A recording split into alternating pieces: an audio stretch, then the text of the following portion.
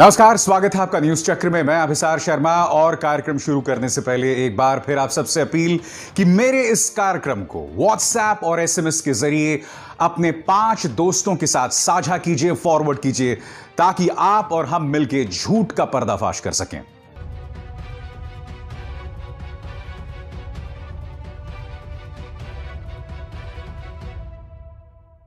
और आज मैं बात करने जा रहा हूं नीतीश और तेजस्वी यादव की, क्योंकि बिहार चुनाव का अभियान चरम पर है और नीतीश कुमार लगातार बौखला रहे हैं।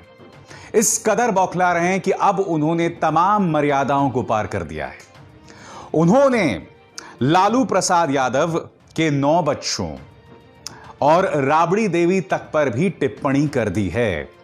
सबसे पहले मैं आप चाहूंगा कि नीतीश कुमार ने क्या कहा वो सुनिए और फिर हम इसकी चर्चा करेंगे। सुनिए। किसी को चिंता है 8-8, 9-9 बच्चा बच्ची पैदा करता रहता है, क्या मालूम है किसी को? बेटी पर भरोसा ही नहीं, कई बेटियां हो गई तब बेटा हुआ।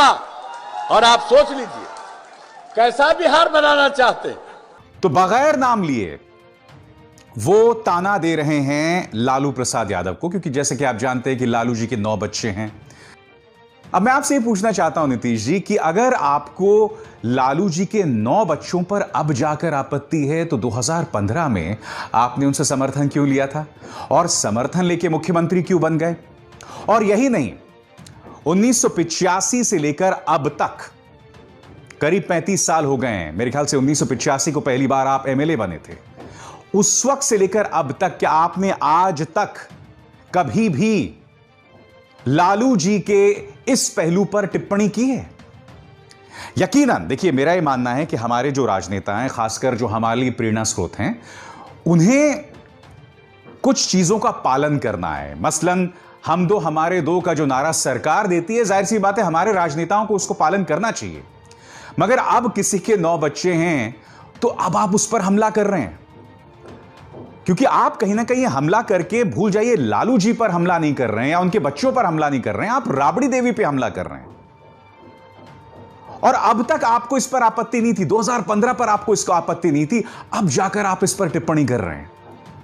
और नीतीश जी की बौखलाहट देखा जाए तो अपनी हर रैली में दिखाई दे रही है, क्योंकि उनकी रैलीज में लोग उनके मुर्दाबाद तक के नारे लगा रहे हैं। और यह मत सोचिए कि वो आरजेडी समर्थक हैं, भारतीय जनता पार्टी के समर्थक भी उनसे खुश नहीं हैं। अब मैं आपको दिखाने जा रहा हूं एक और रैली जहां आप मुख्यमंत्री नीतीश कुमार की बौखलाहट देखेंगे।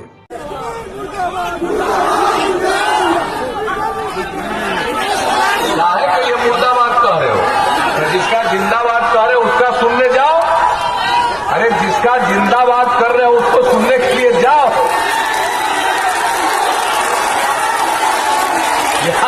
यहां हमको मालूम है कुछ लोगों को न कोई ज्ञान है न कोई अनुभव है।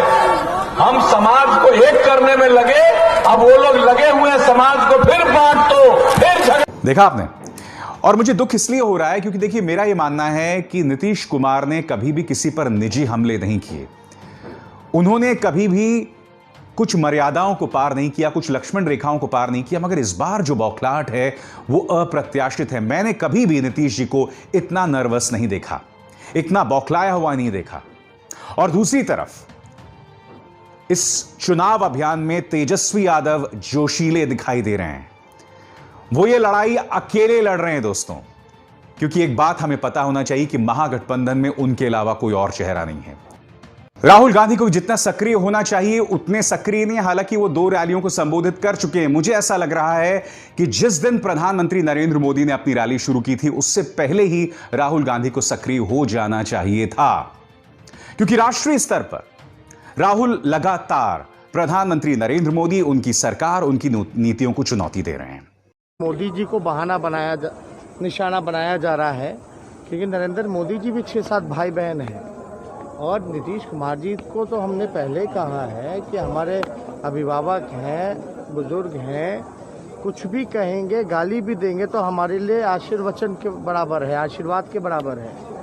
और इस तरह की बात अगर वो कह रहे हैं तो साफ झलकाता है कि मानसिक रूप से और शारीरिक रूप से वो थक चुके हैं। अब हमें समझना होगा कि नीतीश इतने बौखलाए क्यों हुए हैं।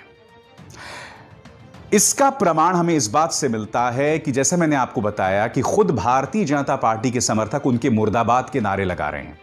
इसके अलावा मैं आपको एक और तथ्य बताता हूं। प्रधानमंत्री नरेंद्र मोदी, देखिए, प्रधानमंत्री नरेंद्र मोदी देश में सरकार चलाने में, गवर्नेंस में जितना जोर लगाएं ना लगाएं, मगर चुनावी रैलीज में कभी पीछे नहीं हटते हैं। वहां वो पूरी ऊर्जा लगा देते हैं। और इस बार मैं अब आपको एक तस्वीर दिखाना चाहता हूं जो ये बतलाता है कि प्रधानमंत्री नरेंद्र मोदी पूरी ऊर्जा के साथ काम नहीं कर रहे हैं। ये तस्वीर देखिए। इस तस्वीर में आप जो ये चौकोर चीज देख रहे हैं ना, इसे टेलीप्रॉम्प्टर कहते हैं। यानी कि प्रधानमंत्री नरेंद्र मोदी चुनावी रैलीज में भाषण पढ़कर बोल रहे हैं। ऐसा कभी नहीं हुआ दोस्तों। प्रधानमंत्री नरेंद्र मोदी ने जब भी रैलियों को संबोधित किया है, बगैर पढ़े उन्होंने अपनी बात कही है। मगर इस बार प्रधानमंत्री को रैलीज पढ़कर बोलनी पड़ रही है। आपने कहां देखा है भाई, चुनावी रैलीज में कौन इस तरह से टेलीप्रॉम्प्टर लगाकर जो है अपनी बात रखता है। और आपने प्रधानमंत्री के तीनों भाषण पर गौर किया होगा, नीतीश कुमार का नाम बहुत ज्यादा बार नहीं लिया उन्होंने। बार बार वो एनडीए की सरकार कह रहे थे, एनडीए की सरकार कह रहे थे।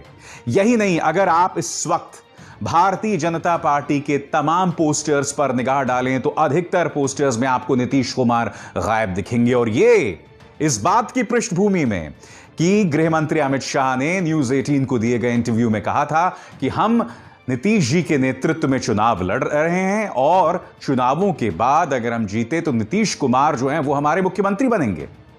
मगर अब आप ये बात पूछ लीजिए भारतीय जनता पार्टी के किसी भी नेता से, और मुझे ऐसा लग रहा है कि नीतीश कुमार की नाराजगी दरअसल तेजस्वी यादव से नहीं है या आम जनता से नहीं है। उनके अंदर की बौखलाहट भारतीय जनता पार्टी से है, क्योंकि कहीं ना कहीं नीतीश कुमार को अब यह लगने लगा है कि भारतीय जनता पार्टी उन्हें त्यागने वाली है, इस तरह से गिरा देगी। इसका अर्थ यह कतई नहीं कि महागठबंधन जीतने जा रहा है, नहीं। महागठबंधन के सामने कड़ी चुनौती है। यकीनन इस वक्त तेजस्वी के पीछे बिहार का युवा है, मगर जो 15 साल की लालू जी की विरासत है, जिसे अक्सर जंगल राज के साथ जोड़ के देखा जाता है, वो तेजस्वी का पीछा लगातार करते रहेंगे। और इसके अलावा यह भी, जैसे मैं आपको लगातार बताता हूं, तेजस्वी अकेले हैं। Tejashwi versus Nitish, Tejashwi versus Narendra Modi, Tejashwi versus the entire BJP ministry, the BJP government. इतना कठिन है तेजस्वी का मुकाबला।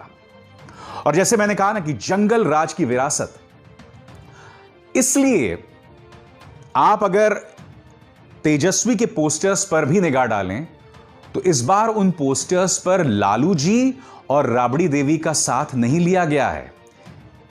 इतनी अहम भागीदारी इनके चेहरे नहीं निभा रहे हैं जितना एक जमाने में निभाया करते थे। इस बार उनकी मौजूदगी कम है, या ये कहा जाए न के बराबर है, क्योंकि कहीं ना कहीं तेजस्वी जो है आम जनता को ये नहीं जतलाना चाहते, ये याद नहीं दिलाना चाहते कि लालू जी का जो 15 साल का राज था बिहार में, उसमें जंगल राज एक बहुत बड़ा पहलू था। मगर अब एक बड़ा प्रश्न कि भारतीय जनता पार्टी क्या करेगी। भारतीय जनता पार्टी की बौखलाहट भी अब धीरे धीरे सामने उभर कर आ रही है। मैं आपको दिखाना चाहूंगा रिंकिया के पापा उर्फ मनोज तिवारी, उनका यह बयान। इसमें उन्होंने सुशांत सिंह राजपूत की मौत के लिए कांग्रेस को जिम्मेदार बता दिया। पहले आप सुनिए वो क्या कह रहे हैं, फिर मैं इसकी चर्चा करूंगा। अभी 2-3 महीना पहले अभी एक पाप कैले बा कांग्रेस के लोग, और वो पाप कैले बा कि सुशांत सिंह राजपूत के हत्यारन के बचावे के